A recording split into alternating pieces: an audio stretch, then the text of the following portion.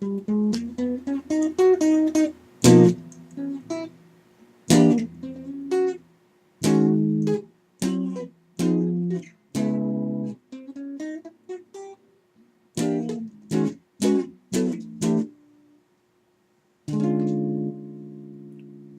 bless you, Global Christian friends, pastors out there.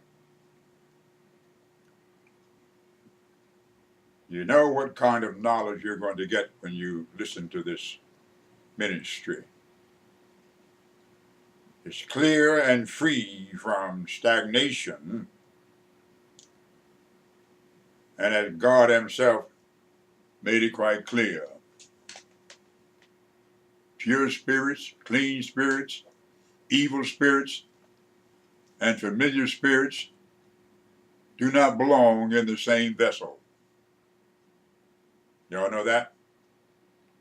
Do not belong in the same vessel. You need to understand these things about the Lord. Now, going back to the 7th chapter, where they are here, and here we have this, I'm going to call him a hypocrite because that's what Jesus called him. This hypocrite that think that he can see this sinful woman being a sinner, and that Jesus cannot see her as a sinner. Something is wrong with that picture out there. He think that he can see this woman being a sinner, and that Jesus cannot see her as being a sinner. And this is what he said in 7:39.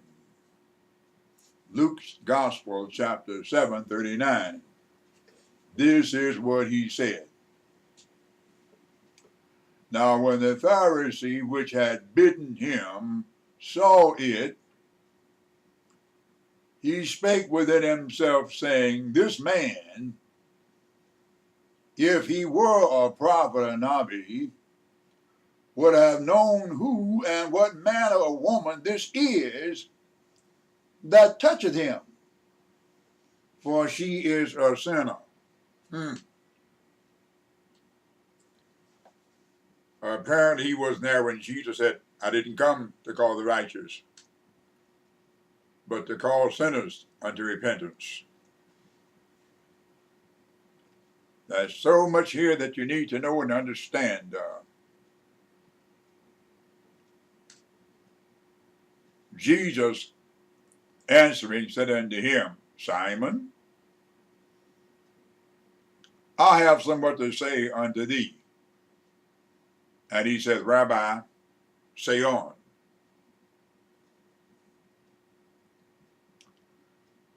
Jesus, verse 41, there was a certain creditor that had 2 debtors. The one owed him 500 pence, and the other 50, big difference. And when they had nothing to pay, I love the way Jesus put this, he frankly forgave them both.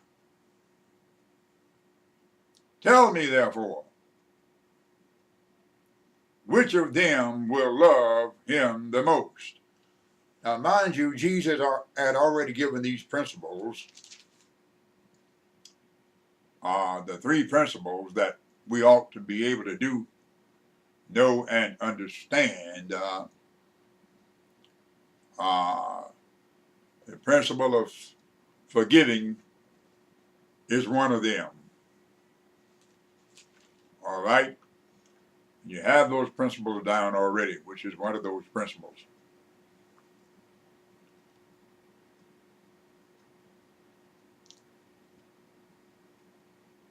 Simon answered and said, I suppose that he to whom he forgave most.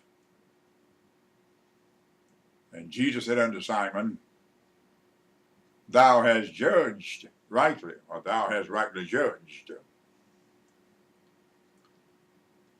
And verse 44, he turned to the woman and said unto Simon, let me just say this first of all before we go further.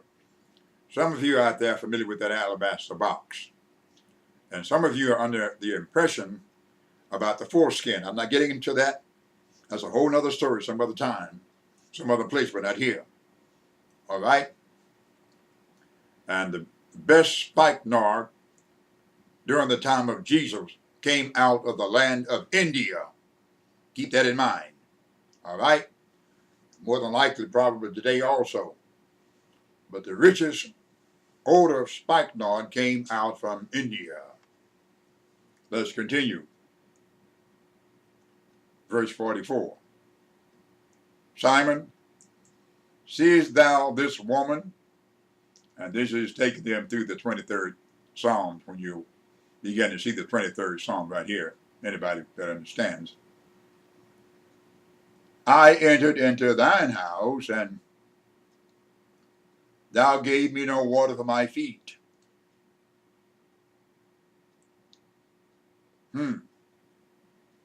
But she washed my feet with tears. You didn't give me no water for my feet. You couldn't give me a towel to dry them.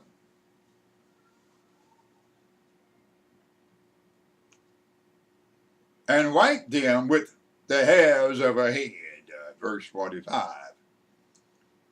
Thou gavest me no kiss. But this woman, since the time I came in, hath not ceased to kiss my feet. Psalm 23:5. My head with oil thou didst not anoint. Remember that statement? Thou anointest my head with oil, my cup runneth over. But this woman hath anointed my feet with ointment. Wherefore, I say unto thee, her sins, which are many, are forgiven. Why? For she loved much. Watch this. But to whom little is forgiven, the same do what? Love little. Keep that in mind. No forgiving, no love, period.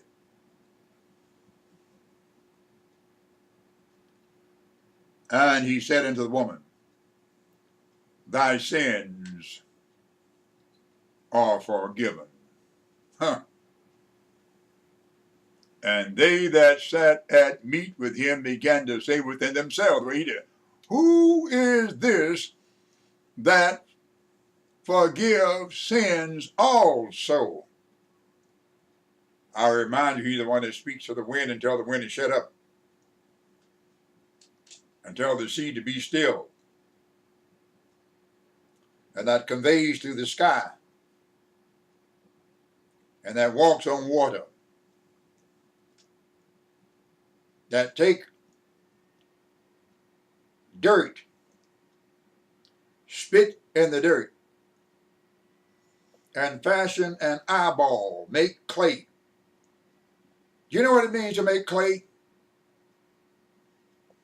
It takes billions of years for uranium to decay into clay. God bless you, global Christian friends.